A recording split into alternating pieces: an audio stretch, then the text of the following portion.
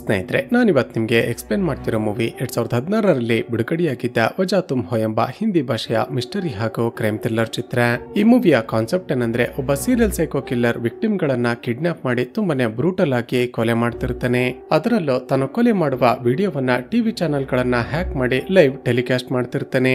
ಈ ಕೇಸನ್ನ ಟೇಕಪ್ ಮಾಡಿದ ಚಿತ್ರದ ಹೀರೋ ಆಗಿರುವ ಪೊಲೀಸ್ ಆಫೀಸರ್ ಕಬೀರ್ ಇನ್ವೆಸ್ಟಿಗೇಷನ್ ಮಾಡ್ತಾ ಹೋದ ಹಾಗೆ ಒಂದೊಂದೇ ಶಾಕಿಂಗ್ ಟ್ವಿಸ್ಟ್ ಗಳು ರಿವೀಲ್ ಆಗೋದಕ್ಕೆ ಶುರುವಾಗುತ್ತವೆ. ಸೊ ಚಿತ್ರದಲ್ಲಿ ಮುಂದೇನಾಯ್ತು?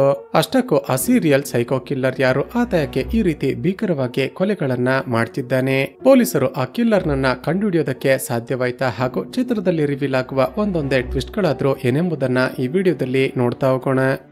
ಚಿತ್ರದ ಮೊದಲ ಸೀನ್ ನಲ್ಲಿ ಸಿಟಿಯಿಂದ ಔಟ್ಸ್ಕರ್ಟ್ ನಲ್ಲಿರುವ ಒಂದು ದೊಡ್ಡ ಹೋಟೆಲ್ ಅನ್ನ ನೋಡ್ತೀವಿ. ಆ ಹೋಟೆಲ್ ನ ಒಂದು ರೂಮ್ ನ ಒಳಗಡೆ ಪೊಲೀಸ್ ಇನ್ಸ್ಪೆಕ್ಟರ್ ಆಗಿರುವ ನಾಯಕ್ ಎಂಬಾತ ಒಬ್ಬಳು ಹುಡುಗಿಯ ಮೇಲೆ ಅತ್ಯಾಚಾರ ಮಾಡ್ತಾನೆ. ನಂತರ ರೂಮ್ ನಿಂದ ಹೊರಗಡೆ ಬಂದಾಗ ಆ ಹುಡುಗಿಯ ಬಾಯ್ ಫ್ರೆಂಡ್ ಹೊರಗಡೆ ನಿಂತಿರ್ತಾನೆ. ಆ ಹುಡುಗಿಯ ಬಗ್ಗೆ ಕೆಟ್ಟದಾಗಿ ಮಾತನಾಡ್ತಾ, ನನ್ನ ಕೆಲಸ ಮುಗೀತು, ನೀನ್ ಬೇಕಾದ್ರೆ ಒಳಗಡೆ ಹೋಗು ಅಂತ ವಿಚಿತ್ರವಾಗಿ ನಗ್ತಾನೆ. ಸ್ನೇಹಿತರೆ, ಈ ಪೊಲೀಸ್ ಆಫೀಸರ್ ನಾಯಕ್ ನ ಮಾತುಗಳಿಂದ ನಮಗೆ ಗೊತ್ತಾಗೋದೇನಂದ್ರೆ, ಈ ಹುಡುಗ ಹಾಗೂ ಒಳಗಡೆ ಇರುವ ಆ ಹುಡುಗಿ ಇಬ್ಬರು ಕೂಡ ಲವರ್ಸ್ ಗಳು. ಒಂದು ಬಿಲ್ಡಿಂಗ್ ನ ಕಾರ್ ಪಾರ್ಕಿಂಗ್ ನಲ್ಲಿ ಇಬ್ಬರು ರೊಮ್ಯಾನ್ಸ್ ಮಾಡ್ತಿರುವಾಗ ಆಫೀಸರ್ ನಾಯಕ್ ಅವರನ್ನ ರೆಡ್ ಹ್ಯಾಂಡ್ ಆಗಿ ಹಿಡಿದಿರ್ತಾನೆ. ನನಗೆ ಕೋಆಪರೇಟ್ ಮಾಡ್ಲಿಲ್ಲ ಅಂದ್ರೆ ಈ ವಿಷಯವನ್ನ ನಿಮ್ಮ ಮನೆಯಲ್ಲಿ ಇನ್ಫಾರ್ಮ್ ಮಾಡಿ ಬಿಡ್ತೀನಿ ಅಂತ ಬ್ಲಾಕ್ ಮೇಲ್ ಮಾಡಿ ಆ ಹುಡುಗಿಯ ಮೇಲೆ ಅತ್ಯಾಚಾರ ಮಾಡಿರ್ತಾನೆ. ಈ ನಾಯಕ್ ಒಬ್ಬ ಪೊಲೀಸ್ ಆಗಿರೋ ಕಾರಣ ನನ್ನ ಕೈಲಿ ಇವನಿಗೆ ಏನು ಕೂಡ ಮಾಡೋದಕ್ಕೆ ಸಾಧ್ಯವಾಗ್ಲಿಲ್ವಲ್ಲ ಅಂತ ಆ ಹುಡುಗನಿಗೆ ತುಂಬಾನೇ ಕೋಪ ಬರುತ್ತೆ. ಇದಾದ ನಂತರ ನಾಯಕ್ ವಾಪಸ್ ಕಾರ್ನಲ್ಲಿ ಮನೆಗೆ ಬರ್ತಿರುವಾಗ ಒಬ್ಬ ವ್ಯಕ್ತಿಗೆ ಕಾಲ್ ಮಾಡ್ತಾನೆ. ಈ ತಿಂಗಳು ನನಗೆ ಬರಬೇಕಾಗಿರುವ ದುಡ್ಡು ಇನ್ನು ಕೂಡ ಬಂದಿಲ್ಲ, ಯಾವಾಗ ಕೊಡ್ತೀಯಾ ಅಂತ ವಿಚಾರಿಸ್ತಾನೆ. ಆ ಕಡೆಯಿಂದ ಮಾತನಾಡ್ತಿದ್ದ ವ್ಯಕ್ತಿ, ಸರ್ ಸಿಚುವೇಶನ್ ತುಂಬಾನೇ ಟೈಟ್ ಆಗಿದೆ, ಆದಷ್ಟು ಬೇಗ ನಿಮಗೆ ದುಡ್ಡನ್ನ ಕೊಡ್ತೀನಿ ಅಂತ ಹೇಳ್ತಿರ್ತಾನೆ. ಸ್ನೇಹಿತರೆ, ಬೇಸಿಕಲಿ ಆಫೀಸರ್ ನಾಯಕ್ ಆ ವ್ಯಕ್ತಿಯ ಬಳಿ ಲಂಚವನ್ನ ಕೇಳ್ತಿರ್ತಾನೆ. ನಿನಗೆ 2 ದಿನ ಟೈಮ್ ಕೊಡ್ತೀನಿ, ಅಷ್ಟರಲ್ಲಿ ನನಗೆ ಬರಬೇಕಾಗಿರುವ ದುಡ್ಡು ಬರ್ಲಿಲ್ಲ ಅಂದ್ರೆ ನಿನ್ನ ವಿಷಯವನ್ನ ಎಲ್ಲ ಕಡೆ ವೈರಲ್ ಮಾಡಿ ಅಂತ ಥ್ರೆಟನ್ ಮಾಡಿ ಫೋನ್ ಅನ್ನ ಕಟ್ ಮಾಡ್ತಾನೆ. ಹೀಗೆ ಸ್ವಲ್ಪ ದೂರ ಮುಂದೆ ಬರ್ತಿದ್ದ ಹಾಗೆ ಕಾರಿನ ಬ್ರೇಕ್ ಸರಿಯಾಗಿ ವರ್ಕ್ ಆಗ್ತಿಲ್ಲ ಅಂತ ಗೊತ್ತಾಗುತ್ತೆ. ಅಷ್ಟರಲ್ಲೇ ಹಿಂದಿನ ಸೀಟ್ ನಲ್ಲಿ ಬಚ್ಚಿಟ್ಟುಕೊಂಡಿದ್ದ ಒಬ್ಬ ವ್ಯಕ್ತಿ ನಾಯಕ್ನ ತಲೆಗೆ ಒಂದು ರಾಡ್ ನಿಂದ ಹೊಡೆದು ಬಿಡುತ್ತಾನೆ. ತಕ್ಷಣ ನಾಯಕ್ ತನ್ನ ಪ್ರಾಣವನ್ನ ಕಾಪಾಡಿಕೊಳ್ಳೋದಕ್ಕೆ ಕಾರ್ನಿಂದ ಹೊರಗಡೆ ಜಂಪ್ ಮಾಡ್ತಾನೆ. ಅಷ್ಟರಲ್ಲೇ ಇವನ ಮೇಲೆ ಅಟ್ಯಾಕ್ ಮಾಡಿದ್ದ ಆ ವ್ಯಕ್ತಿ ಮುಖಕ್ಕೆ ಮಾಸ್ಕ್ ಹಾಕೊಂಡು ಹೊರಗಡೆ ಬರುತ್ತಾನೆ. ನಾಯಕ್ಗೆ ಮತ್ತೆ ರಾಡ್ ನಿಂದ ಸರಿಯಾಗಿ ಹೊಡೆದು ಅವನನ್ನ ಒಂದು ಜಾಗಕ್ಕೆ ಕಿಡ್ನಾಪ್ ಮಾಡಿಕೊಂಡು ಬರ್ತಾನೆ. ನಾಯಕ್ಕೆ ಸರಿಯಾಗಿ ಹೊಡೆದು ಅವನನ್ನ ಕಟ್ಟಿ ಹಾಕಿ ಅವನ ಬಾಯಿಗೆ ಒಂದು ಪೆಟ್ರೋಲ್ ಪೈಪ್ ನ ಕನೆಕ್ಷನ್ ಅನ್ನ ಕೊಟ್ಟಿರ್ತಾನೆ. ನಾಯಕ್ ಹೆದರಿಕೊಳ್ತಾ, ಅಷ್ಟಕ್ಕೂ ಯಾರ್ ನೀನೋ, ನನ್ನನ್ನ ಯಾಕೆ ಕಿಡ್ನಾಪ್ ಮಾಡಿದ್ಯಾ, ನನ್ಗೇನೋ ಮಾಡ್ಬೇಡ, ದಯವಿಟ್ಟು ನನ್ನನ್ನ ಬಿಟ್ಟು ಬಿಡು ಅಂತ ಬೇಡಿಕೊಳ್ತಿರ್ತಾನೆ. ಆದ್ರೆ ಮಾಸ್ಕ್ ಹಾಕಿಕೊಂಡಿದ್ದ ಆ ಕಿಲ್ಲರ್ ಮಾತ್ರ ಇವನ ಮಾತುಗಳನ್ನ ಕಿವಿಗೆ ಹಾಕಿಕೊಳ್ಳದೆ ಒಂದು ದೊಡ್ಡ ಟಿವಿ ಚಾನಲ್ ಅನ್ನ ಹ್ಯಾಕ್ ಮಾಡ್ತಾನೆ. ನಂತರ ತಾನು ನಾಯಕ್ನನ್ನ ಕೊಲೆ ಮಾಡ್ತಿರೋದನ್ನ ಆ ಟಿವಿ ಚಾನಲ್ ನಲ್ಲಿ ಲೈವ್ ಟೆಲಿಕಾಸ್ಟ್ ಮಾಡೋದಕ್ಕೆ ಶುರು ಮಾಡ್ತಾನೆ. ಈಗ ನಾಯಕ್ನ ಬಾಯಿಗೆ ಪೆಟ್ರೋಲ್ ಪೈಪ್ ಕನೆಕ್ಷನ್ ಕೊಟ್ಟಿದ್ದ ಅಲ್ವಾ, ಅದನ್ನ ಆನ್ ಮಾಡ್ತಾನೆ. ಹೀಗೆ ಸ್ವಲ್ಪ ಸ್ವಲ್ಪನೇ ಪೆಟ್ರೋಲ್ ಒಳಗಡೆ ಹೋಗ್ತಿದ್ದ ಹಾಗೆ ನಾಯಕ್ ಒದ್ದಾಡಿ ಲೈವ್ ನಲ್ಲೇ ಸತ್ತು ಹೋಗ್ತಾನೆ. ಆ ಚಾನಲ್ ನೋಡ್ತಿದ್ದ ಜನಗಳು ಏನಾಗ್ತಿದೆ ಅಂತ ತುಂಬಾನೇ ಹೆದರಿಕೊಳ್ತಾರೆ. ಇಲ್ಲಿಗೆ ಸೀನ್ ಕಟ್ ಆಗಿ ಮರುದಿನ ಬೆಳಿಗ್ಗೆ ಆ ನಾಯಕ್ನ ಡೆಡ್ ಬಾಡಿ ಪೊಲೀಸರಿಗೆ ಸಿಟಿಯ ಔಟ್ಸ್ಕರ್ಟ್ ನಲ್ಲಿ ಸಿಗುತ್ತೆ. ಈಗ ಪೊಲೀಸ್ ಆಫೀಸರ್ ಆಗಿದ್ದ ನಾಯಕ್ನನ್ನ ಆ ಕಿಲ್ಲರ್ ಕಿಡ್ನಾಪ್ ಮಾಡಿ ನಂತರ ಲೈವ್ ಟೆಲಿಕಾಸ್ಟ್ ನಲ್ಲಿ ಕೊಲೆ ಮಾಡಿದ ಕಾರಣ ಈ ಸುದ್ದಿ ಎಲ್ಲ ಕಡೆ ವೈರಲ್ ಆಗಿರುತ್ತೆ. ಈಗ ಈ ಕೇಸನ್ನ ಡಿಪಾರ್ಟ್ಮೆಂಟ್ ನವರು ಚಿತ್ರದ ಹೀರೋ ಆಗಿರುವ ಪೊಲೀಸ್ ಆಫೀಸರ್ ಕಬೀರ್ಗೆ ಅಸೈನ್ ಮಾಡ್ತಾರೆ. ಕಬೀರ್ ಮೊದಲಿಗೆ ಲೈವ್ ಟೆಲಿಕಾಸ್ಟ್ ಆಗಿದ್ದ ಆ ಚಾನಲ್ ನ ಹೆಡ್ ಆಗಿರುವ ರಾಹುಲ್ ನನ್ನ ಸ್ಟೇಷನ್ ಗೆ ಕರೆಸ್ತಾನೆ. ಎನ್ಕ್ವೈರಿ ಮಾಡಿದಾಗ ರಾಹುಲ್ ಹೇಳೋದೇನಂದ್ರೆ, ಸರ್ ಅಷ್ಟಕ್ಕೂ ಆ ಕಿಲ್ಲರ್ ನನ್ನ ಚಾನಲ್ ನಲ್ಲೇ ಯಾಕೆ ಲೈವ್ ಟೆಲಿಕಾಸ್ಟ್ ಮಾಡ್ದ ಅಂತ ನಿಜವಾಗಿಯೂ ಗೊತ್ತಿಲ್ಲ. ನಾವು ಕೂಡ ಟೆಕ್ನಿಕಲಿ ಇದೆಲ್ಲ ಹೇಗಾಯ್ತು ಅಂತ ಎನ್ಕ್ವೈರಿ ಮಾಡ್ತಿದ್ದೀವಿ, ಆದಷ್ಟು ಬೇಗ ನಿಮಗೆ ರಿಪೋರ್ಟ್ ಕೊಡ್ತೀವಿ ಅಂತ ಹೇಳ್ತಾನೆ. ಅದಕ್ಕೆ ಕಬೀರ್ ಕೇಳ್ತಾನೆ, ಸರಿ ನಿನ್ನ ಚಾನಲ್ ನಲ್ಲಿ ಕೆಲಸ ಮಾಡ್ತಿರುವ ಯಾರಾದ್ರೂ ಈ ಕೆಲಸವನ್ನ ಮಾಡಿರ್ಬೋದು ಅಂತ ನಿನಗೆ ಅನುಮಾನ ಇದೆಯಾ?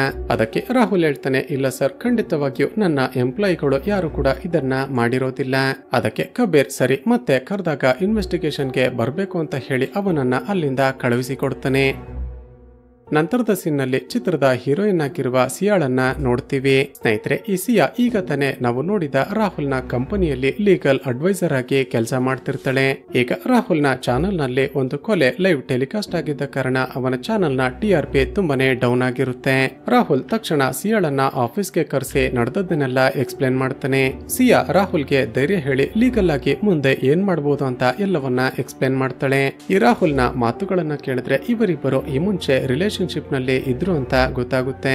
ಆದ್ರೆ ಪ್ರೆಸೆಂಟ್ ನಲ್ಲಿ ಸಿಯಾ ರಾಹುಲ್ ಜೊತೆ ಬ್ರೇಕಪ್ ಮಾಡ್ಕೊಂಡು ರಣಬೀರ್ ಎಂಬ ಮತ್ತೊಬ್ಬ ಹುಡುಗನ ಜೊತೆ ರಿಲೇಶನ್ಶಿಪ್ ನಲ್ಲಿ ಇರ್ತಾಳೆ. ಇಲ್ಲಿಗೆ ಸೀನ್ ಕಟ್ ಆಗಿ ಮರುದಿನ ಬೆಳಿಗ್ಗೆ ಕಬೀರ್ ತನ್ನ ಮಗಳ ಜೊತೆ ಒಂದು ರೆಸ್ಟೋರೆಂಟ್ ನಲ್ಲಿ ಕೂತಿರೋದನ್ನ ನೋಡ್ತೀವಿ. ಸ್ನೇಹಿತರೆ, ಕಬೀರ್ ನ ಹೆಂಡತಿ ಇತ್ತೀಚೆಗೆ ತಾನೆ ಒಂದು ರೋಡ್ ಆಕ್ಸಿಡೆಂಟ್ ನಲ್ಲಿ ಸತ್ತೋಗಿರ್ತಾಳೆ. ತನ್ನ ಮಗಳಿಗೆ ತನಗೆ ತಾಯಿ ಇಲ್ಲ ಅಂತ ಕೊರಗು ಬರಬಾರ್ದು ಅಂತ ತುಂಬಾನೇ ಪ್ರೀತಿಯಿಂದ ನೋಡಿಕೊಳ್ತಿರ್ತಾನೆ. ನಂತರ ರೆಡಿಯಾಗಿ ಆಫೀಸ್ಗೆ ಬಂದಾಗ ಮತ್ತೆ ರಾಹುಲ್ ನನ್ನ ಎನ್ಕ್ವೈರಿಗೆ ಕರೀತಾನೆ. ರಾಹುಲ್ ಬರುವಾಗ ತನ್ನ ಜೊತೆ ಸಿಯಾ ಹಾಗೂ ತನ್ನ ಚಾನೆಲ್ ನ ಟೆಕ್ನಿಕಲ್ ಹೆಡ್ ನನ್ನ ಕೂಡ ಕರೆದುಕೊಂಡು ಬಂದಿರ್ತಾನೆ. ಈಗ ಎನ್ಕ್ವೈರಿ ಸ್ಟಾರ್ಟ್ ಮಾಡೋದಕ್ಕೂ ಮುಂಚೆ ಕಬೀರ್ ಗವರ್ಮೆಂಟ್ ಅಪಾಯಿಂಟ್ ಮಾಡಿರುವ ಲಾಯರ್ ರಣಬೀರ್ ನನ್ನ ಕರೆಸ್ತಾನೆ. ಇದರರ್ಥ ಸಿಯಾ ರಾಹುಲ್ಗೆ ಸಪೋರ್ಟ್ ಮಾಡಿದ್ರೆ ರಣಬೀರ್ ಕಬೀರ್ಗೆ ಸಪೋರ್ಟ್ ಮಾಡ್ತಿರ್ತಾನೆ. ಇಬ್ಬರು ಲವರ್ಸ್ ಆಗಿದ್ರು ಕೂಡ ಪ್ರೊಫೆಷನಲ್ ಹಾಗೂ ಪರ್ಸನಲ್ ಲೈಫ್ ನ ಮಧ್ಯ ಡಿಸ್ಟೆನ್ಸ್ ಅನ್ನ ಮೇಂಟೈನ್ ಮಾಡ್ತಿರ್ತಾರೆ. ಈಗ ಟೆಕ್ನಿಕಲ್ ಹೆಡ್ ಹೇಗೆ ಆ ಕಿಲ್ಲರ್ ಚಾನೆಲ್ ಅನ್ನ ಹ್ಯಾಕ್ ಮಾಡಿ ಟೆಲಿಕಾಸ್ಟ್ ಮಾಡ್ದ ಅಂತ ಎಕ್ಸ್ಪ್ಲೇನ್ ಮಾಡ್ತಾನೆ. ಆದ್ರೆ ಕಬೀರ್ಗೆ ಈಗಲೂ ಕೂಡ ಆ ರಾಹುಲ್ ಈ ಕೊಲೆಯ ಹಿಂದೆ ಇರಬಹುದು ಅಂತ ಅನುಮಾನ ಇರುತ್ತೆ. ಇಲ್ಲಿಗೆ ಸೀನ್ ಕಟ್ ಆಗಿ ಆ ದಿನ ರಾತ್ರಿ ಕಬೀರ್ ಕೊಲೆಯಾಗಿರುವ ಆ ನಾಯಕ್ನ ಕಾಲ್ ಹಿಸ್ಟರಿಯನ್ನ ಚೆಕ್ ಮಾಡ್ತಿರ್ತಾನೆ. ಆಗ ನಾಯಕ್ ಕಿಡ್ನಾಪ್ ಆಗಿ ಕೊಲೆಯಾಗೋದಕ್ಕೂ ಸ್ವಲ್ಪ ಸಮಯದ ಮುಂಚೆ ಒಬ್ಬ ವ್ಯಕ್ತಿಯ ಜೊತೆ ಮಾತನಾಡಿದ್ದ ಅಂತ ಗೊತ್ತಾಗುತ್ತೆ. ತಕ್ಷಣ ಆ ನಂಬರ್ ಅನ್ನ ಕಲೆಕ್ಟ್ ಮಾಡ್ಕೊಂಡು ಆ ವ್ಯಕ್ತಿ ಯಾರು ಅಂತ ಚೆಕ್ ಮಾಡಿದಾಗ ಅವನ ಹೆಸರು ಕರಣ್ ಅಂತ ಗೊತ್ತಾಗುತ್ತೆ. ಅಷ್ಟಕ್ಕೂ ಆ ಕರಣ್ ಯಾರು ಅಂತ ಮತ್ತಷ್ಟು ಚೆಕ್ ಮಾಡಿದಾಗ ಆತ ಒಬ್ಬ ಶ್ರೀಮಂತ ಬಿಸ್ನೆಸ್ ಮ್ಯಾನ್ ಹಾಗೂ ಪೊಲಿಟಿಷಿಯನ್ ನ ಮಗ ಅಂತ ಗೊತ್ತಾಗುತ್ತೆ. ಕಬೀರ್ಗೆ ಏನೋ ಫ್ಲಾಶ್ ಆಗಿ ಕೊಲೆಯಾಗಿರುವ ಆಫೀಸರ್ ನಾಯಕ್ ಈ ಹಿಂದೆ ಇನ್ವೆಸ್ಟಿಗೇಷನ್ ಮಾಡಿದ್ದ ಎಲ್ಲ ಕೇಸ್ಗಳ ಫೈಲ್ ಗಳನ್ನ ತರೋದಕ್ಕೆ ಹೇಳ್ತಾನೆ. ಮೊದಲಿಗೆ ಕರಣ್ಗೂ ನಾಯಕ್ಕೂ ಇದ್ದ ಲಿಂಕ್ ಆದ್ರೂ ಏನು ಅಂತ ಚೆಕ್ ಮಾಡಿದಾಗ ಕರಣ್ ನ ಒಂದು ಕೇಸ್ ಫೈಲ್ ಸಿಗುತ್ತೆ. ಸ್ನೇಹಿತರೆ, ಅಷ್ಟಕ್ಕೂ ಕೇಸ್ ಏನಂದ್ರೆ ಈ ಹಿಂದೆ ಕರಣ್ ಒಬ್ಬಳು ಮಹಿಳೆಯನ್ನ ಮದುವೆ ಆಗಿರ್ತಾನೆ. ಆದ್ರೆ ಇದಕ್ಕಿದ್ದ ಹಾಗೆ ಏನಾಯ್ತೋ ಗೊತ್ತಿಲ್ಲ, ಇಬ್ಬರ ಮಧ್ಯ ಡಿವೋರ್ಸ್ ಆಗಿ ಆ ಮಹಿಳೆ ತುಂಬಾನೇ ನಿಗೂಢವಾಗಿ ಸತ್ತೋಗಿರ್ತಾಳೆ. ಆ ಕೇಸನ್ನ ಕೊಲೆಯಾದ ನಾಯಕ್ಕೆ ಹ್ಯಾಂಡಲ್ ಮಾಡಿರ್ತಾನೆ. ಕಬೀರ್ ಮತ್ತಷ್ಟು ಇನ್ಫಾರ್ಮೇಶನ್ ಗ್ಯಾದರ್ ಮಾಡೋದಕ್ಕೆ ಕರಣ್ ನ ಎಕ್ಸ್ ವೈಫ್ ನ ಮನೆಗೆ ಹೋಗ್ತಾನೆ. ಎನ್ಕ್ವೈರಿ ಮಾಡಿದಾಗ ಆಕೆ ತಂದೆ ತಾಯಿ ಹೇಳೋದೇನಂದ್ರೆ, ಸರ್ ಖಂಡಿತ ಆ ಕರಣೆ ನಮ್ಮ ಮಗಳನ್ನ ಕೊಲೆ ಮಾಡಿಸಿರೋದು. ಡಿವೋರ್ಸ್ ಆದ ನಂತರ ಆ ಕರಣ್ ನನ್ನ ಮಗಳಿಗೆ ಅಲಿಮನಿ ಕೊಡೋ ವಿಚಾರದಲ್ಲಿ ಹಲವಾರು ಬಾರಿ ಥ್ರೆಟನ್ ಮಾಡಿದ್ದ. ಅದೇ ವಿಷಯಕ್ಕೆ ನಾವು ಹಲವು ಬಾರಿ ಪೊಲೀಸ್ ಆಫೀಸರ್ ನಾಯಕ್ ಬಳಿ ಹೋಗಿ ಕಂಪ್ಲೇಂಟ್ ಮಾಡಿದ್ವಿ. ಆದ್ರೆ ಅಷ್ಟೆಲ್ಲ ಹುಷಾರಾಗಿದ್ರು ಕೂಡ ಆ ಕರಣ್ ಹಾಗೂ ಪೊಲೀಸ್ ಆಫೀಸರ್ ನಾಯಕ್ ಇಬ್ಬರು ಸೇರಿ ನನ್ನ ಮಗಳನ್ನ ಸಾಯಿಸಿ ಬಿಟ್ರು ಅಂತ ಅಳ್ತಾರೆ. ಈಗ ಕಬೀರ್ಗೆ ಅರ್ಥ ಆಗುತ್ತೆ, ನಾಯಕ್ ಕರಣ್ಗೆ ಹೆಲ್ಪ್ ಮಾಡಿದ್ದಕ್ಕೇನೆ ಆಗಾಗ ಬ್ಲಾಕ್ ಮೇಲ್ ಮಾಡಿ ದುಡ್ಡನ್ನ ವಸೂಲಿ ಮಾಡ್ತಿದ್ದ ಅಂತ. ಅದೇ ಸಮಯಕ್ಕೆ ಅಲ್ಲಿಗೆ ಬಂದ sub inspector, sir Nayak kidnap ಆಗಿ ಕೊಲೆಯಾಗೋದಕ್ಕೂ ಮುಂಚೆ ಆತ ಡ್ರೈವ್ ಮಾಡ್ತಿದ್ದ ಕಾರ್ನ ಬ್ರೇಕ್ ಫೇಲ್ ಆಗಿತ್ತು ಅಂತ ಇನ್ಫಾರ್ಮ್ ಮಾಡ್ತಾನೆ. ಚೆಕ್ ಮಾಡಿದಾಗ ನಾಯಕ್ ಅದೇ ದಿನ ಬೆಳಿಗ್ಗೆ ತನ್ನ ಕಾರ್ನ ಸರ್ವಿಸ್ ಮಾಡಿಸಿದ್ದ ಅಂತ ಗೊತ್ತಾಗುತ್ತೆ. ತಕ್ಷಣ ನಾಯಕ್ನ ಕಾರನ್ನ ಸರ್ವಿಸ್ ಮಾಡಿದ್ದ ಆ ಮೆಕ್ಯಾನಿಕ್ ನನ್ನ ಸ್ಟೇಷನ್ಗೆ ಎಳೆದುಕೊಂಡು ಬಂದು ಸರಿಯಾಗಿ ಹೊಡೆದು ಎನ್ಕ್ವೈರಿ ಮಾಡ್ತಾರೆ.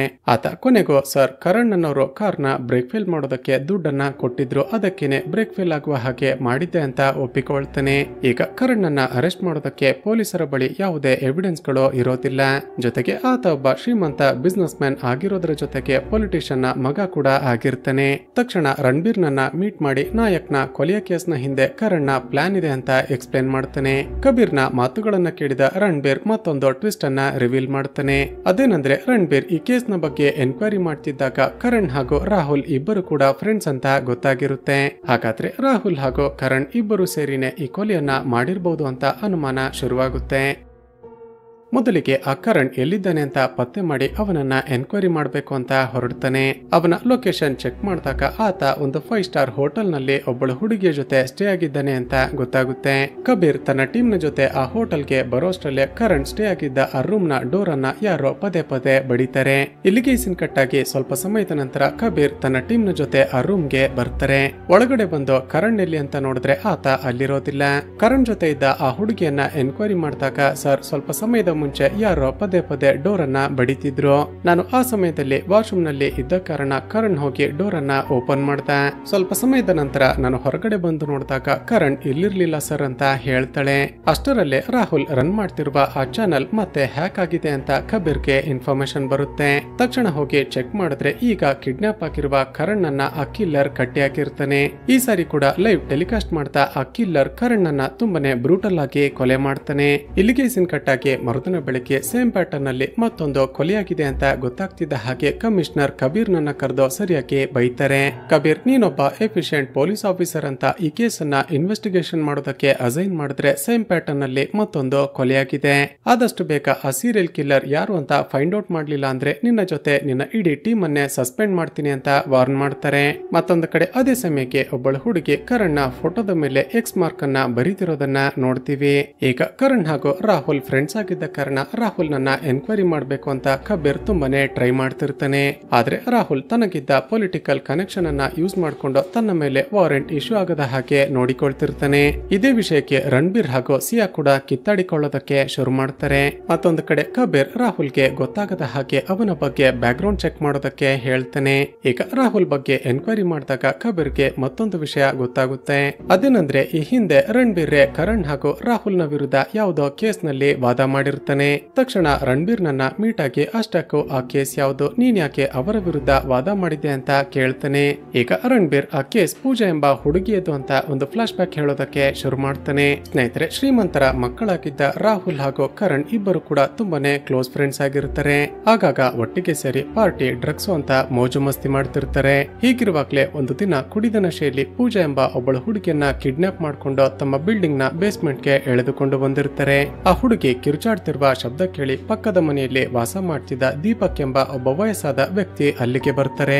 ದೀಪಕ್ ಆ ಬೇಸ್ಮೆಂಟ್ ನ ಶಟರ್ ಅನ್ನ ಓಪನ್ ಮಾಡೋದಕ್ಕೆ ಟ್ರೈ ಮಾಡ್ತಾನೆ, ಆದ್ರೆ ಅದು ಕ್ಲೋಸ್ ಆಗಿರುತ್ತೆ. ಇಬ್ಬರು ಸೇರಿ ಆ ಹುಡುಗಿಗೆ ಅಬ್ಯೂಸ್ ಮಾಡ್ತಿದ್ದಾರೆ ಅಂತ ಗೊತ್ತಾಗ್ತಿದ್ದ ಹಾಗೆ ತಕ್ಷಣ ಲೋಕಲ್ ಪೊಲೀಸ್ ಸ್ಟೇಷನ್ ಗೆ ಓಡಿ ಬರ್ತಾನೆ. ಆಗ ಆ ಸ್ಟೇಷನ್ ನ ಇನ್ಚಾರ್ಜ್ ಆಗಿ ಕೊಲೆಯಾಗಿರುವ ಇನ್ಸ್ಪೆಕ್ಟರ್ ನಾಯಕ್ ಕೆಲಸ ಮಾಡ್ತಿರ್ತಾನೆ. ಲೇಜಿ ಹಾಗೂ ಕರಪ್ಟೆಡ್ ಪೊಲೀಸ್ ಆಫೀಸರ್ ಆಗಿದ್ದ ನಾಯಕ್ ನಿಧಾನಕ್ಕೆ ಆ ವ್ಯಕ್ತಿ ಜೊತೆ ಬಿಲ್ಡಿಂಗ್ ಗೆ ಬರೋಷ್ಟರಲ್ಲೇ ಇಬ್ಬರು ಅಲ್ಲಿಂದ ಹೊರಟು ಹೋಗಿರ್ತಾರೆ. ಪೂಜಾ ಮಾತ್ರನೇ ತುಂಬಾನೇ ರಕ್ತಸಿಕ್ತವಾಗಿ ಬಿದ್ದಿರ್ತಾಳೆ. ಮೊದಲಿಗೆ ಈ ಹುಡುಗಿಯನ್ನ ಕಾಪಾಡಬೇಕು ಅಂತ ತಕ್ಷಣ ಪೂಜಾಳನ್ನ ಕರೆದುಕೊಂಡು ಹೋಗಿ ಹಾಸ್ಪಿಟಲ್ಗೆ ಅಡ್ಮಿಟ್ ಮಾಡ್ತಾರೆ.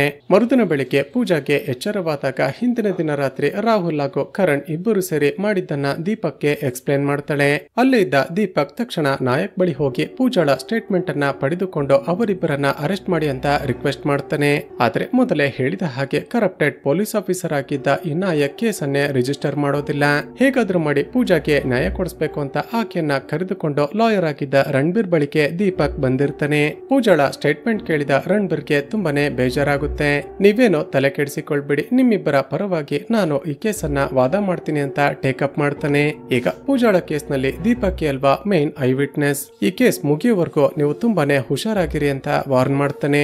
ಮತ್ತೊಂದು ಕಡೆ ಆ ಇನ್ಸ್ಪೆಕ್ಟರ್ ನಾಯಕ್ ಆಗಲೇ ರಾಹುಲ್ ಹಾಗೂ ಕರಣ್ ಜೊತೆ ಶಾಮೀಲಾಗಿರ್ತಾನೆ. ಅವರ ಬಳಿ ಲಂಚ ಇಸ್ಕೊಂಡು ಈ ಕೇಸ್ ನಲ್ಲಿ ನಿಮ್ಮಿಬ್ಬರಿಗೆ ಏನು ಕೂಡ ಆಗ್ಬಾರ್ದು ಅಂದ್ರೆ ಐ ವಿಟ್ನೆಸ್ ಆಗಿರುವ ದೀಪಕ್ ನನ್ನ ಮುಗಿಸಿ ಬಿಡಿ ಅಂತ ಹೇಳ್ತಾನೆ. ಇಲ್ಲಿಗೆ ಸೀನ್ ಕಟ್ ಆಗಿ 2 ದಿನಗಳ ನಂತರ ಈ ಕೇಸ್ ನ ಟ್ರಯಲ್ ಸ್ಟಾರ್ಟ್ ಆಗುತ್ತೆ. ವಾದ ಪ್ರತಿವಾದಗಳನ್ನ ಕೇಳಿದ ನಂತರ ಜಡ್ಜ್ ಈ ಕೇಸ್ ನಲ್ಲಿ ಯಾರಾದ್ರೂ ಐ ವಿಟ್ನೆಸ್ ಇದ್ದಾರಾ ಅಂತ ಕೇಳ್ತಾರೆ. ಅಷ್ಟರಲ್ಲೇ ಅಲ್ಲಿಗೆ ಬಂದ ಇನ್ಸ್ಪೆಕ್ಟರ್ ನಾಯಕ್ ಶಾಕಿಂಗ್ಲಿ, ಸರ್, ಈ ಕೇಸ್ ನಲ್ಲಿ ಐ ವಿಟ್ನೆಸ್ ಆಗಿದ್ದ ದೀಪಕ್ ಅವರ ಮನೆಯಲ್ಲಿ ಫೈರ್ ಆಕ್ಸಿಡೆಂಟ್ ಆಗಿ ಸತ್ತೋದ್ರು ಅಂತ ಇನ್ಫಾರ್ಮ್ ಮಾಡ್ತಾನೆ. ಸ್ನೇಹಿತರೆ, ಈ ಕೇಸ್ ನಲ್ಲಿ ಬಚಾವಾಗೋದಕ್ಕೆ ಅಂತಾನೆ ಇವರೆಲ್ಲ ಸೇರಿನೇ ದೀಪಕ್ ನನ್ನ ಸಾಯಿಸಿರ್ತಾರೆ. ಈಗ ಈ ಕೇಸ್ ನಲ್ಲಿ ಯಾವುದೇ ಐ ವಿಟ್ನೆಸ್ ಇಲ್ಲ ಅಂತ ಜಡ್ಜ್ ಕರಣ್ ಹಾಗೂ ರಾಹುಲ್ ನನ್ನ ರಿಲೀಸ್ ಮಾಡ್ತಾರೆ. ಈಗ ಪ್ರೆಸೆಂಟ್ ನಲ್ಲಿ ರಣಬೀರ್ ಕೊನೆಗೂ ಆ ಪೂಜಾಳಿಗೆ ನ್ಯಾಯ ಕೊಡಿಸೋದಕ್ಕೆ ನನ್ನ ಕೈಲಿ ಸಾಧ್ಯವಾಗ್ಲಿಲ್ಲ ಅಂತ ತುಂಬಾನೇ ಬೇಜಾರಾಗ್ತಾನೆ. ರಣಬೀರ್ ನ ಮಾತುಗಳನ್ನ ಕೇಳಿದ ಸಿಯಾ ರಾಹುಲ್ ಇಷ್ಟೊಂದು ಕೆಟ್ಟ ವ್ಯಕ್ತಿನ ಅಂತ ಶಾಕ್ ಆಗ್ತಾಳೆ. ಈಗ ಕಬೀರ್ ತಕ್ಷಣ ಸಬ್ ಇನ್ಸ್ಪೆಕ್ಟರ್ ಗೆ ಕಾಲ್ ಮಾಡಿ ಪೂಜಾ ಈಗ ಎಲ್ಲಿದ್ದಾಳೆ, ಏನ್ ಮಾಡ್ತಿದ್ದಾಳೆ ಅಂತ ಎಲ್ಲ ಡೀಟೇಲ್ಸ್ ಗಳನ್ನ ಕಲೆಕ್ಟ್ ಮಾಡಿಕೊಳ್ಳೋದಕ್ಕೆ ಹೇಳ್ತಾನೆ. ಪೂಜಾಳ ಅಡ್ರೆಸ್ ಸಿಕ್ತಿದ್ದ ಹಾಗೆ ತಕ್ಷಣ ಅಲ್ಲಿಗೆ ಹೋಗ್ತಾನೆ. ಆ ಸಮಯದಲ್ಲಿ ಪೂಜಾ ಮನೆಯಲ್ಲಿ ಇಲ್ಲದ ಕಾರಣ ಆಕೆ ರೂಮ್ ಅನ್ನ ಚೆಕ್ ಮಾಡ್ತಿರ್ತಾನೆ. ಆಗಲೇ ಕೊಲೆಯಾಗಿರುವ ಆ ನಾಯಕ್ ಹಾಗೂ ಕರಣ್ ಇಬ್ಬರ ಫೋಟೋದ ಮೇಲೆ ಇಂಟು ಮಾರ್ಕ್ ಇರೋದನ್ನ ನೋಡ್ತಾನೆ. ಅದೇ ಸಮಯಕ್ಕೆ ಪೂಜಾ ವೀಲ್ ಚೇರ್ ನಲ್ಲಿ ಅಲ್ಲಿಗೆ ಬರ್ತಾಳೆ. ಸ್ನೇಹಿತರೆ, ಕರಣ್ ಹಾಗೂ ರಾಹುಲ್ ಮಾಡಿದ ಅಟ್ಯಾಕ್ ನಿಂದಾಗಿ ಪೂಜಾಳ ಸ್ಪೈನಲ್ ಕಾರ್ಡ್ ಡ್ಯಾಮೇಜ್ ಆಗಿ ಆಕೆ ವೀಲ್ ಚೇರ್ ನಲ್ಲೇ ಸೆಟಲ್ ಆಗಿರ್ತಾಳೆ. ಈಗ ಓಡಾಡೋದಕ್ಕೂ ಸಾಧ್ಯವಿರದ ಪೂಜಾ ಈ ಕೊಲೆಗಳನ್ನ ಮಾಡಿರೋದಕ್ಕೆ ಹೇಗೆ ಸಾಧ್ಯ ಅಂತ ಕಬೀರ್ಗೆ ತಲೆ ಕೆಡುತ್ತೆ. ತಕ್ಷಣ ಪೂಜಾಳನ್ನ ಹೌಸ್ ಅರೆಸ್ಟ್ ಮಾಡಿ ಆಕೆ ಜೊತೆ ಯಾರ್ಯಾರು ಕಾಂಟ್ಯಾಕ್ಟ್ ನಲ್ಲಿ ಇದ್ದಾರೆ ಅಂತ ಚೆಕ್ ಮಾಡ್ತಾರೆ. ಒಂದು ವೇಳೆ ಪೂಜಾಗೆ ಬಾಯ್ ಫ್ರೆಂಡ್ ಇದ್ದು ಆತ ಏನಾದ್ರೂ ಈ ಕೊಲೆಗಳನ್ನ ಮಾಡ್ತಿರ್ಬೋದಾ ಅಂತ ಎನ್ಕ್ವೈರಿ ಮಾಡ್ತಾರೆ. ಆ ದಿನ ರಾತ್ರಿ ರಾಹುಲ್ ತನ್ನ ಮನೆಯಲ್ಲಿ ಒಬ್ಬಳು ಹುಡುಗಿ ಜೊತೆ ರೊಮ್ಯಾನ್ಸ್ ಮಾಡ್ತಿರೋದನ್ನ ನೋಡ್ತೀವಿ. ಆ ಕಿಲ್ಲರ್ ನ ನೆಕ್ಸ್ಟ್ ಟಾರ್ಗೆಟ್ ತಾನೇ ಆಗಿರೋ ಕಾರಣ ಬಚಾವ್ ಆಗೋದಕ್ಕೆ ಬೇರೆ ದೇಶಕ್ಕೆ ಹೋಗಿ ಸೆಟಲ್ ಆಗ್ಬೇಕು ಅಂತ ಹೊರಡ್ತಾನೆ. ಅವನನ್ನ ಎಸ್ಕಾರ್ಟ್ ಮಾಡೋದಕ್ಕೆ ಲೋಕಲ್ ಪೊಲೀಸರು ಕೂಡ ಏರ್ಪೋರ್ಟ್ ಗೆ ಹೋಗಿರ್ತಾರೆ. ಆದ್ರೆ ಇನ್ನೇನೋ ಸ್ವಲ್ಪ ಹೊತ್ತಲ್ಲೇ ಫ್ಲೈಟ್ ಬರುತ್ತೆ ಅನ್ನೋಷ್ಟರಲ್ಲೇ ರಾಹುಲ್ಗೆ ತುಂಬಾನೇ ಎದೆ ನೋವು ಶುರುವಾಗುತ್ತೆ. ತಕ್ಷಣ ಪೊಲೀಸರು ಒಂದು ಆಂಬ್ಯುಲೆನ್ಸ್ ಅನ್ನ ಕರೆಸಿ ರಾಹುಲ್ ನನ್ನ ಹಾಸ್ಪಿಟಲ್ಗೆ ಕರೆದುಕೊಂಡು ಹೊರಡ್ತಾರೆ. ಹಾಗೂ ಈ ವಿಷಯವನ್ನ ಕಬೀರ್ಗೆ ಕಾಲ್ ಮಾಡಿ ಇನ್ಫಾರ್ಮ್ ಮಾಡ್ತಾರೆ. ಕಬೀರ್ಗೆ ಅನುಮಾನ ಬಂದು ತಕ್ಷಣ ಆಂಬ್ಯುಲೆನ್ಸ್ ಅನ್ನ ಚೇಸ್ ಮಾಡೋದಕ್ಕೆ ಶುರು ಮಾಡ್ತಾನೆ. ಸ್ಪೀಡ್ ಆಗಿ ಮುಂದೆ ಬಂದು ನೋಡಿದ್ರೆ ಆಂಬ್ಯುಲೆನ್ಸ್ ರಸ್ತೆಯಲ್ಲಿ ನಿಂತಿರುತ್ತೆ ಹಾಗೂ ಅದರ ಡೋರ್ ಗಳು ಓಪನ್ ಆಗಿರುತ್ತೆ. ತಕ್ಷಣ ಹೋಗಿ ನೋಡಿದ್ರೆ ಡಾಕ್ಟರ್ ನ ಮೇಲೆ ಅಟ್ಯಾಕ್ ಮಾಡಿ ಆ ಕಿಲ್ಲರ್ ರಾಹುಲ್ ನನ್ನ ಕಿಡ್ನಾಪ್ ಮಾಡಿಕೊಂಡು ಹೊರಟೋಗಿರ್ತಾನೆ. ನಂತರದ ಸೀನ್ ನಲ್ಲಿ ಆ ಕಿಲ್ಲರ್ ಎಲ್ಲರನ್ನು ಟಾರ್ಚರ್ ಮಾಡಿ ಕೊಲೆ ಮಾಡುವ ಆ ಜಾಗಕ್ಕೇನೆ ರಾಹುಲ್ ನನ್ನ ಎಳೆದುಕೊಂಡು ಬಂದು ಕಟ್ಟಿ ಹಾಕಿರ್ತಾನೆ. ಹೆದರಿಕೊಂಡ ರಾಹುಲ್, ಯಾರ್ ನೀನು, ನನ್ನನ್ನು ಯಾಕೆ ಕೊಲೆ ಮಾಡೋದಕ್ಕೆ ಕಿಡ್ನಾಪ್ ಮಾಡಿದ್ಯಾ ಅಂತ ಜೋರಾಗಿ ಕಿರ್ಚಾಡಿದಾಗ ಒಂದು ಶಾಕಿಂಗ್ ಹಾಗೂ ಅನ್ಎಕ್ಸ್ಪೆಕ್ಟೆಡ್ ಟ್ವಿಸ್ಟ್ ರಿವೀಲ್ ಆಗುತ್ತೆ. ಸ್ನೇಹಿತರೆ, ಆ ಸೀರಿಯಲ್ ಕಿಲ್ಲರ್ ಬೇರೆ ಯಾರು ಅಲ್ಲ, ಚಿತ್ರದ ಹೀರೋಯಿನ್ ಆಗಿರುವ ಸಿಯಾ ಕಿಡ್ನಾಪ್ ಮಾಡಿ ಕೊಲೆ ಮಾಡುವಾಗ ಮುಖಕ್ಕೆ ಮಾಸ್ಕ್ ಅನ್ನ ಹಾಕಿಕೊಳ್ತಿದ್ದ ಕಾರಣ ಅದೊಬ್ಬ ಪುರುಷ ಇರಬೇಕು ಅಂತ ನಾವೆಲ್ಲ ಅಂದುಕೊಂಡಿದ್ವಿ. ಈಗ ತನ್ನ ಜೊತೆ ಇದ್ದ ಸಿಯಾನೇ ಆ ಸೀರಿಯಲ್ ಕಿಲ್ಲರ್ ಅಂತ ಗೊತ್ತಾಗ್ತಿದ್ದ ಹಾಗೆ ರಾಹುಲ್ಗೆ ತುಂಬಾನೇ ಶಾಕ್ ಆಗುತ್ತೆ. ಈಗ ಸಿಯಾ ಅಷ್ಟಕ್ಕೂ ನಡೆದದ್ದೇನು ಅಂತ ಒಂದು ಫ್ಲಾಶ್ ಬ್ಯಾಕ್ ಹೇಳೋದಕ್ಕೆ ಶುರು ಮಾಡ್ತಾಳೆ. ಸ್ನೇಹಿತರೆ, ಅಷ್ಟಕ್ಕೂ ಸಿಯಾ ಬೇರೆ ಯಾರು ಅಲ್ಲ, ರಾಹುಲ್ ಹಾಗೂ ಕರಣ್ ಕೊಲೆ ಮಾಡಿದ್ದ ಆ ದೀಪಕ್ ನ ಮಗಳು. ಪೂಜಾಳ ಮೇಲೆ ಅಟ್ಯಾಕ್ ಆಗಿ ದೀಪಕ್ ಪೊಲೀಸ್ ಸ್ಟೇಷನ್ ಗೆ ಓಡಾಡ್ತಿದ್ದಾಗ ಸಿಯಾ ಫಾರಿನ್ ಅಲ್ಲಿ ಓದ್ತಿರ್ತಾಳೆ. ಒಂದು ದಿನ ರಾತ್ರಿ ದೀಪಕ್ ಹಾಗೂ ಸಿಯಾ ಫೋನ್ ನಲ್ಲಿ ಮಾತನಾಡ್ತಿರುವಾಗ ಅಲ್ಲಿಗೆ ರಾಹುಲ್ ಹಾಗೂ ಕರಣ್ ಬಂದಿರ್ತಾರೆ. ತಮ್ಮ ವಿರುದ್ಧ ಕೋರ್ಟ್ ನಲ್ಲಿ ಈ ದೀಪಕ್ ಸಾಕ್ಷಿ ಹೇಳ್ಬಾರ್ದು ಅಂತ ಅವನಿಗೆ ಸರಿಯಾಗಿ ಹೊಡೆದು ಸಾಯಿಸಿ ಬಿಡ್ತಾರೆ. ಸಿಯಾಗೆ ಅನುಮಾನ ಬಂದು ತಕ್ಷಣವೇ ತನ್ನ ಮನೆಯ ಸಿಸಿಟಿವಿ ಕ್ಯಾಮೆರಾವನ್ನ ಆಕ್ಸೆಸ್ ಮಾಡಿ ಲೈವ್ ವಿಡಿಯೋವನ್ನ ನೋಡ್ತಾಳೆ. ಆಗ ರಾಹುಲ್, ಕರಣ್ ಹಾಗೂ ಇನ್ಸ್ಪೆಕ್ಟರ್ ನಾಯಕ್ ಮೂವರು ಸೇರಿ ತನ್ನ ತಂದೆಯನ್ನ ಕೊಲೆ ಮಾಡ್ತಿರೋದನ್ನ ನೋಡ್ತಾಳೆ. ಆಗಲೇ ಸಿಯಾ ನಿರ್ಧಾರ ಮಾಡಿರ್ತಾಳೆ, ತನ್ನ ತಂದೆಯನ್ನ ಹೇಗೆ ಕೊಲೆ ಮಾಡಿದ್ರು ಅದೇ ರೀತಿಯಲ್ಲಿ ರಾಹುಲ್, ಕರಣ್ ಹಾಗೂ ನಾಯಕ್ ನನ್ನ ಕೊಲೆ ಮಾಡಬೇಕು ಅಂತ. ತಕ್ಷಣ ಇಂಡಿಯಾಗೆ ಬಂದು ಪೂಜಾಳ ಬಾಯ್ ಫ್ರೆಂಡ್ ಜೊತೆ ಸೇರಿ ಆ ಮೂವರ ಮೇಲೆ ಸೇಡನ್ನ ತೀರಿಸಿಕೊಳ್ಳೋದಕ್ಕೆ ಪಕ್ಕಾ ಪ್ಲಾನ್ ಮಾಡ್ತಾಳೆ. ಈಗ ಪ್ರೆಸೆಂಟ್ ನಲ್ಲಿ ರಾಹುಲ್ಗೆ ಟಾರ್ಚರ್ ಮಾಡೋದಕ್ಕೆ ಶುರು ಮಾಡ್ತಾಳೆ. ಮತ್ತೊಂದು ಕಡೆ ಮೊದಲಿನಿಂದ ಕೇಸ್ ನ ಡೀಟೇಲ್ಸ್ ಗಳನ್ನ ಚೆಕ್ ಮಾಡ್ತಿದ್ದ ಕಬೀರ್ಗೆ ಕೊಲೆಯಾದ ದೀಪಕ್ಗೆ ಸಿಯಾ ಎಂಬ ಮಗಳಿದ್ದಳು ಅಂತ ಗೊತ್ತಾಗುತ್ತೆ. ಈ ಕಡೆ ಸಿಯಾ ರಾಹುಲ್ಗೆ ಟಾರ್ಚರ್ ಮಾಡ್ತಿರುವಾಗ ಆತ ಮತ್ತೊಂದು ಶಾಕಿಂಗ್ ಟ್ವಿಸ್ಟ್ ಅನ್ನ ರಿವೀಲ್ ಮಾಡ್ತಾನೆ. ಅದೇನಂದ್ರೆ ಇವರ ಆಪೋಸಿಟ್ ನಲ್ಲಿ ವಾದ ಮಾಡ್ತಿದ್ದ ರಣಬೀರ್ ಕೂಡ ದೀಪಕ್ ನನ್ನ ಕೊಲೆ ಮಾಡೋದಕ್ಕೆ ಸಹಾಯ ಮಾಡಿರ್ತಾನೆ. ಅಂದ್ರೆ ತಾನು ಪ್ರೀತಿ ಮಾಡ್ತಿರುವ ರಣಬೀರ್ ತನ್ನ ತಂದೆಯನ್ನ ಕೊಲೆ ಮಾಡೋದಕ್ಕೆ ಸಹಾಯ ಮಾಡಿದ್ದ ಅಂತ ಗೊತ್ತಾಗಿ ಸಿಯಾಗೆ ತುಂಬಾನೇ ಶಾಕ್ ಆಗುತ್ತೆ. ಸ್ನೇಹಿತರೆ, ರಣಬೀರ್ ಪೂಜಾಳ ಕೇಸನ್ನ ಟೇಕ್ ಅಪ್ ಮಾಡಿದಾಗ ರಾಹುಲ್ ಹಾಗೂ ಕರಣ್ ತುಂಬಾನೇ ಶ್ರೀಮಂತರು ಅಂತ ಗೊತ್ತಾಗಿರುತ್ತೆ. ಇವನಿಗೂ ಅರ್ಜೆಂಟ್ ಆಗಿ ದುಡ್ಡಿನ ಅವಶ್ಯಕತೆ ಇದ್ದ ಕಾರಣ ರಾಹುಲ್ ಹಾಗೂ ಕರಣ್ ಜೊತೆ ಸೇರಿ ದೀಪಕ್ ನನ್ನ ಕೊಲೆ ಮಾಡೋದಕ್ಕೆ ಪ್ಲಾನ್ ಮಾಡಿರ್ತಾನೆ. ಈಗ ಪ್ರೆಸೆಂಟ್ ನಲ್ಲಿ ಸಿಯಾ ಒಂದು ಪ್ಲಾನ್ ಮಾಡಿ ರಣಬೀರ್ ನನ್ನ ಕರೆಸ್ತಾಳೆ. ನಂತರ ಆತ ತಾನು ಮಾಡಿದ್ದನ್ನೆಲ್ಲ ಹೇಳ್ತಿರುವಾಗ ಕಬೀರ್ಗೆ ಕಾಲ್ ಮಾಡಿ ಆತ ಹೇಳ್ತಿರೋದನ್ನೆಲ್ಲ ಕೇಳುವ ಹಾಗೆ ಮಾಡ್ತಾಳೆ. ಕಬೀರ್ ಅಲ್ಲಿಗೆ ಬರೋಷ್ಟರಲ್ಲೇ ಸಿಯಾಳನ್ನ ಕೊಲೆ ಮಾಡಬೇಕು ಅಂತ ರಣಬೀರ್ ಆಕೆ ಮೇಲೆ ಅಟ್ಯಾಕ್ ಮಾಡೋದಕ್ಕೆ ಶುರು ಮಾಡ್ತಾನೆ. ಇನ್ನೇನೋ ಸಿಯಾಳನ್ನ ಸಾಯಿಸಿ ಬಿಡ್ತಾನೆ ಅನ್ನೋಷ್ಟರಲ್ಲೇ ಸರಿಯಾದ ಸಮಯಕ್ಕೆ ಅಲ್ಲಿಗೆ ಕಬೀರ್ ಬರ್ತಾನೆ. ಹೀಗೆ ಇಬ್ಬರು ಫೈಟ್ ಮಾಡ್ತಿರುವಾಗ ಅಲ್ಲೇ ಬಿದ್ದಿರುವ ಗನ್ ಅನ್ನ ತೆಗೆದುಕೊಂಡ ಸಿಯಾ ರಾಹುಲ್ ಹಾಗೂ ರಣಬೀರ್ ಇಬ್ಬರಿಗೂ ಶೂಟ್ ಮಾಡಿ ಸಾಯಿಸಿ ಬಿಡ್ತಾಳೆ. ಚಿತ್ರದ ಎಂಡ್ಸಿನಲ್ಲಿ ಕಬೀರ್ ಸಿಯಾಳನ್ನ ಆಸ್ಪತ್ರೆಗೆ ಅಡ್ಮಿಟ್ ಮಾಡಿರ್ತಾನೆ ಹಾಗೂ ಇಲ್ಲಿಗೆ ಈ ಚಿತ್ರ ಮುಕ್ತಾಯವಾಗುತ್ತೆ. ಸ್ನೇಹಿತರೆ, ಚಿತ್ರದ ಕತೆ ಇಷ್ಟವಾಗಿದ್ರೆ ಈ ವಿಡಿಯೋಗೆ ಒಂದು ಲೈಕ್ ಮಾಡಿ, ಶೇರ್ ಮಾಡೋದನ್ನ ಮರೆಯಬೇಡಿ. ಇದೇ ರೀತಿಯ ವಿಡಿಯೋಸ್ಗಾಗಿ ಈ ಚಾನೆಲ್ ಅನ್ನ ಸಬ್ಸ್ಕ್ರೈಬ್ ಮಾಡಿಕೊಂಡು ಪಕ್ಕದಲ್ಲೇ ಇರುವ ಬೆಲ್ ಐಕಾನ್ ಅನ್ನ ಪ್ರೆಸ್ ಮಾಡಿ.